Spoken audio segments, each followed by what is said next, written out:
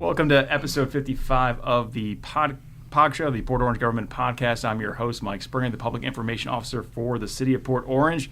And for this podcast airing in April, we are going to be bringing on the guys from the rec here to talk a little bit about some of the things we have happening here at the rec over at City Center, some of the cool events, programs they have going on, as well as a recap of some of the things we've had earlier this year. So joining me on the podcast today, I got Jeff Lee, David Perez, and Josh Anderson. Welcome, fellas. Thank you. Thank you. And just to start off, do you mind introducing yourself? So, Jeff, we'll start with you. Just tell us a little bit about how long you've been with the city and kind of what do you do here at the rec? Sure. Yeah, so I'm Jeffrey Lee. I've been here for about 5 years now, a little bit of part-time and then got to full-time. So I'm over here at the rec center. I do all the rentals here. I'm also in charge of all the classes. And then I also help out Josh a little bit, our supervisor, when it comes to different, events and programs. Bigger, rentals, we'll pull him in. But that's kind of, me in a nutshell here at the rec. I'm David Perez. I am also a rec coordinator here. I do all the events, special needs programming, labeled under RSN. I've been here 9 years this January, going on 10, which is awesome. I also started as a part-timer in athletics and also work in the gym. And then when it shut down for renovation, I just did athletics, and now I moved up full-time here. And my name is Josh Anderson, and I am the rec supervisor here at the rec center. I'm going on my 13th year right now here working for Parks and Recreation for the city. I started out working in athletics, spent about 8, almost 9 years working in the athletic program, running the leagues for the youth and adults. And then when the rec center went under renovation, I came over and transferred from athletics to recreation. And now I oversee the day-to-day operation at the rec center, help with the events, the classes, the rentals, and our programs here at the rec center. All right. Well, welcome, gentlemen. And, we did Port Orange University here with Parks and Rec just the other week. And one of the things that always surprises the class when they stop and do the tour of the rec is just how much is in the rec. How many different things you have here inside the rec and the facility itself. And it's not a new facility per se, but it's a newly renovated facility. We've redone it coming up on almost 3 years now, but just take us behind the curtain a little bit. What are the 5 things you wish people knew about the rec that they don't know? The 5 best kept secrets about the rec. So I think some of the features I think are, hidden is, we do have a skate park that is adjacent, which, the skaters know about that. But when you get a lot of guests here, like, oh, you have a skate park here as well.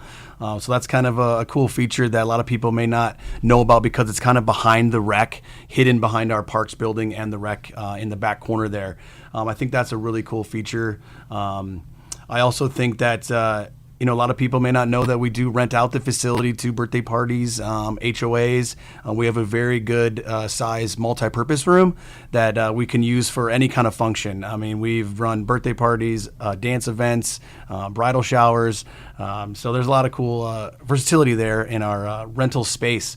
So I think those are two big ones. I would also say classes. A lot of people don't know that we have classes. We try to post them out on Facebook, and we have it on the board out front. But a lot of people do come in, and we try to, direct them. Hey, there's classes. We have wonderful instructors that come here and do a variety of classes for kids, adults. So we kind of have, I think, for almost everybody here at the rec center. Yeah, I don't have to say the esports room. There's none really like it in Volusia County. So we have 7 Xboxes, 7 Switches, 4 PCs. And this really helps us bring in kids that don't normally get out and socialize. They usually stay at home, play video games. This helps them now get out into an environment where they are communicating. There's also rentable. Parties love that space. We also have tournaments where we play other rec centers all around the state. So we're taking it to a higher level where actually colleges are watching that. We had Kaiser come in talking about scholarship opportunities from the Esports League. So not only are they playing now, they're also getting an opportunity to earn college credit, college scholarships for that. So, and that's really grown a lot the last few years is esports. That was something I think you guys were kind of early to jump on there. Dave, what have you seen? Like, how's that grown really in just the last couple of years? I believe it's 2018. 2018 we started it. We started in the gym with 2 switches and about 16 kids. Quickly filled up. We started having 32 kids show up. Then COVID hit. It was the one program that really survived through that. We were able to start that up a little earlier than most things. And it just kept on growing to where we had to split age groups. So we had it like 7 to 10 to 11 to 15, and it just kept on growing. What's really cool is that FRPA, me and Josh teach classes about esports, and it's amazing to see people learn a lot about it and how engaged you are. Daytona actually stopped by Daytona Rec Center to look at our esports room to get information from us on how we did it, and they want their own to, grab those kids and also be able to get this new generation of kids in there. So if I'm a kid and I'm trying to convince my parents to sign me up for esports league, and they're thinking this is just video games, as a kid, what are maybe the 3 things I can use to kind of convince them that this is something that's going to be a useful skill down the road? Yeah, absolutely. So there's 3 things we always promote in our esports class. We do FLPA. Is one, it's a socialization. You get to meet friends. You get out of your house. You get in fresh air. What's really cool is you think kids sit there all day, but they don't. They go and play basketball for like an hour or 2, get sweaty and tired, come play esports for an hour, relax, and then they jump right back in the gym, which is really cool. If I'm a kid and I'm trying to convince my parents to sign me up for esports, what are the 3 things that you would suggest I bring up to them so they say, hey, this is actually something good. You're not spending your time playing video games all day. Yeah. So what a great thing is it's socialization. So a lot of kids that came, you could tell they don't go out much and stuff like that. So it was cool seeing them socializing. We have kids that have been there since the beginning, still coming to this day. So we see that they come in like, oh, your birthday party was so great. Oh, I had so much fun. And they talk and communicate. You see them grow in relationships that they don't normally would have at home. So it's a big thing. Like, hey, they're going to build relationships. 2, it's skills. You're going to learn problem solving. You're going to learn teamwork. We have had some kids, when they started, they lose, they would just go crazy. And 5 years going in now, and they lose, and the guy would get up, good game, buddy. And it's like, oh, how can I do better next time? So you see them learning to lose, learning them to strategize, learning to communicate with other kids. So it's a good skill to have. And also, you can get college scholarships for this. It is growing to the point where it's $1 billion industry, and colleges are giving full scholarships for people playing.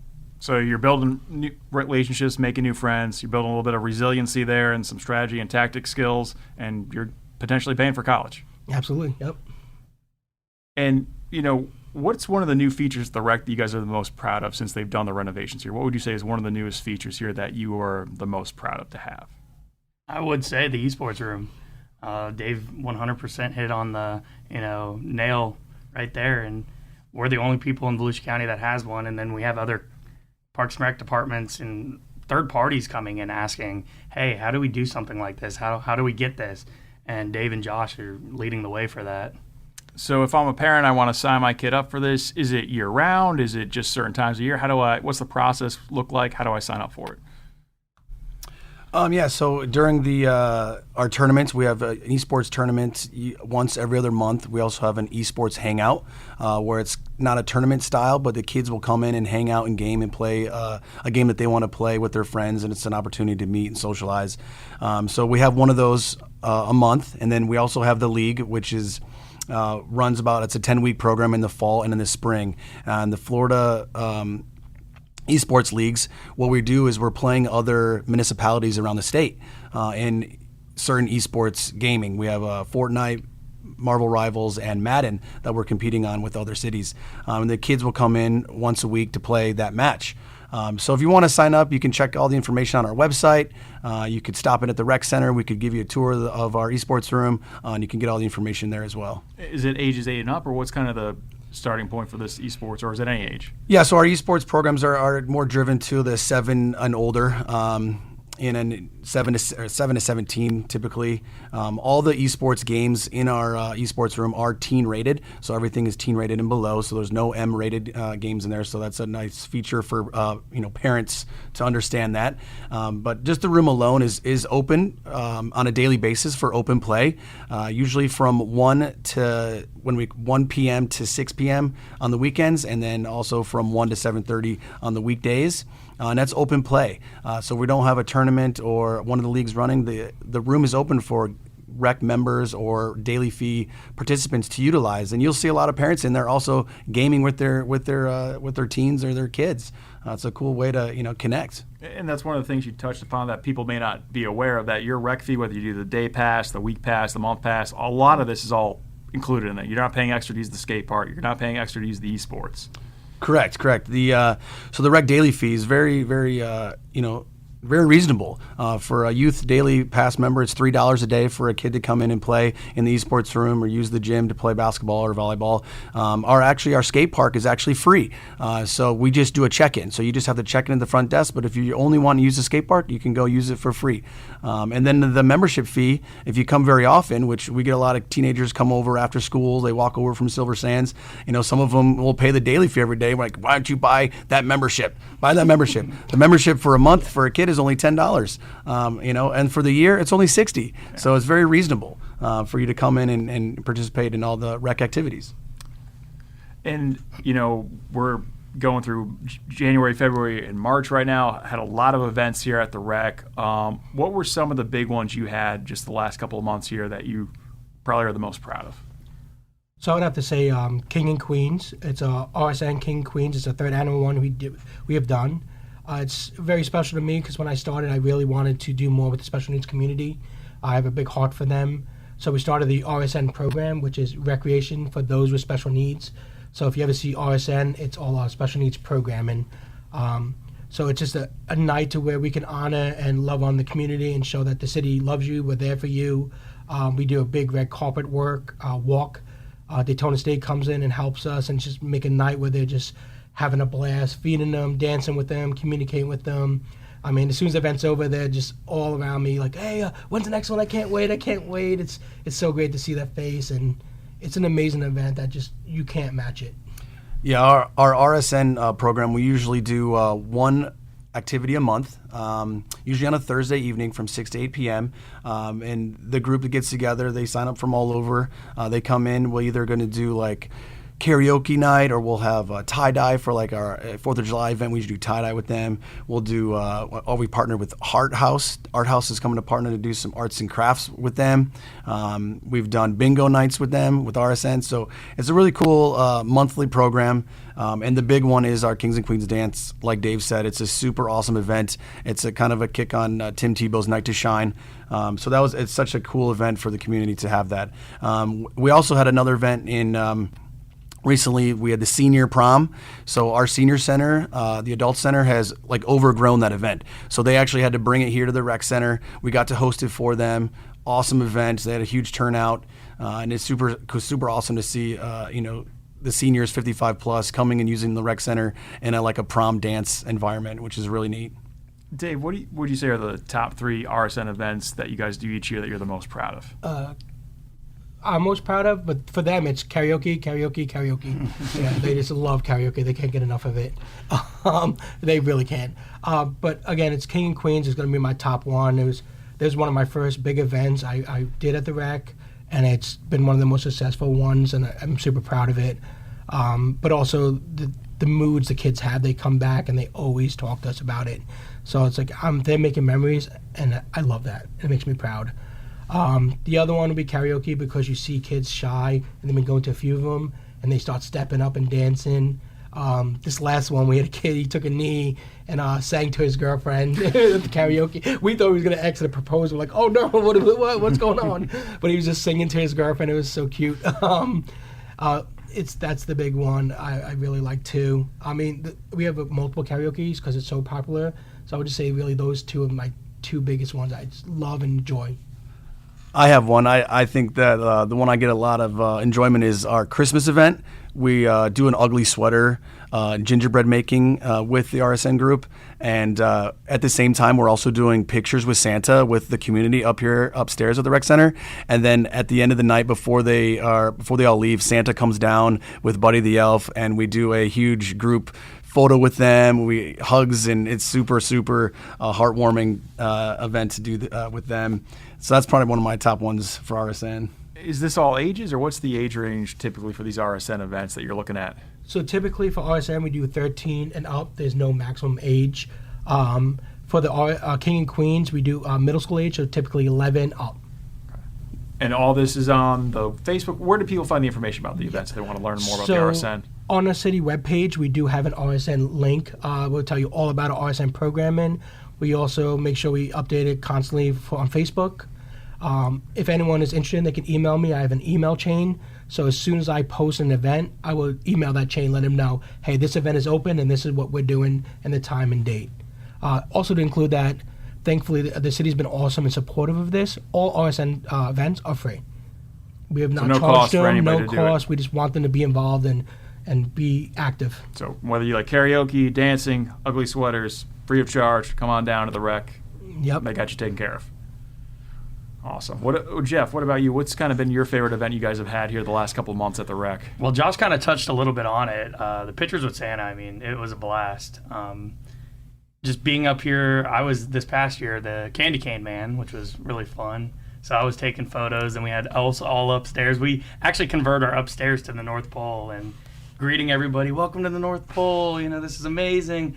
And then looking at the kids' faces and them just smiling, seeing Santa, they love it. That's also a free thing that we do. The Pictures with Santa is a free thing. They just sign up, they come. We have hot cocoa. We were doing a little bit of a picture frame decorating, obviously the picture with Santa. And then we also took a picture, printed it out. They got to take it home, and then I would take their phones and take as many photos as they would like. And it was just really heartwarming listening to the kids. I want this and this for Christmas. So that's definitely my favorite so far. It's kind of amazing to see how many events you have here that are at no cost, that are completely free for people to do at the rec. Josh, I was going to say, and even the events that we do have that are paid, it's reasonably priced. We have it to where we have a member fee and a non-member fee. So most of our events, it's $10 for members, $15 for non-members. So it's very reasonable, even those paid events that you do have to come to. Josh, is there a free event that happens at the rec each year that you wish people knew more about, that maybe the community wasn't aware of, that you guys have been doing the last couple of years? There's coming up in April, we have a youth job fair, which the city's hosting here at the Rec Center in partnership with the Port Orange South Daytona Chamber of Commerce. That's coming up on Wednesday, April 22nd from 4 p.m. to 7 p.m. And this is for high school students, looking for career opportunities and employment.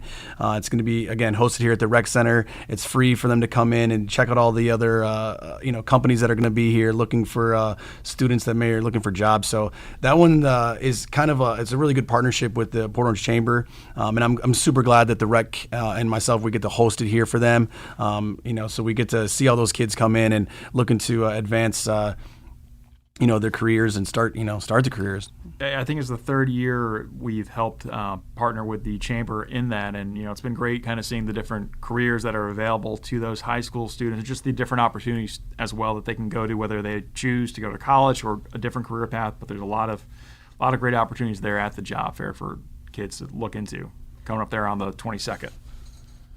Yeah, another one I would love people to know about that's a free event is Halloween. So we spent about 2 weeks transforming the Advent Health Room into a Halloween scare fest. It's actually very scary, so we recommend that they be older to go in, because we've had to stop a few times and help escort people out because they get scared so much. But that is totally free. We get compliments all the time. Typically, we have 600 to 700 people going through that. And I've got more times that it's better than Hollow Scream. So when you're coming up with the themes for these events, whether it's the RSN dances or the haunted rec, how do you brainstorm that? Is it done within the staff here, or do you take community input? How do you guys figure out what the theme or what you're going to do each year when you kind of make these events? So I've been working here for about 10 years, and when I'm down there, I'm usually playing basketball with the kids, the high schoolers, the middle schoolers. So I talk to them a lot, like, hey, what are you guys looking for? What are you guys doing on these holidays? I know RSN came from my own personal experience. I have a special needs uncle, and I know when looking for events, there's not much in Volusia, unfortunately. So I knew that there was a gap in the community that was not being met. We also have another guy named Joey who comes in. He's an amazing guy, and we talked to him a lot about it too, and he wanted more events, so that kind of where that came from. A lot of it's talking to kids and realizing, hey, I look at all the city events going on, like, hey, there's a gap here. Let's see if we can do a dance. So we do, after the senior dance, we do a royal ball dance. It's a family dance. It's something where the mother and father get to take their kids to the dance, and they get to walk the red carpet. All the princesses on the side clapping and cheering them in, just making the day. So it's helping the families bond, because a strong family is going to help our community. So they have this memory-making opportunity. So you're really taking and listening to kind of what the community wants, or kind of trying to fill those gaps when we have them in the community where there's a need. Oh, for sure. We can actually talk a little bit about our Facebook as well. This just happened with our Halloween Fest.